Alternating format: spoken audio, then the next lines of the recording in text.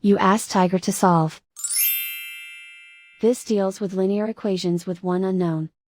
The final result is x equals 315.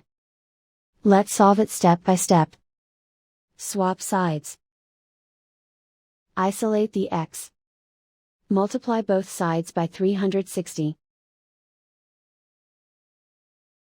Group like terms. Multiply the coefficients. Simplify the fraction. Multiply the fractions. Simplify the arithmetic. And so the final result is x equals 315.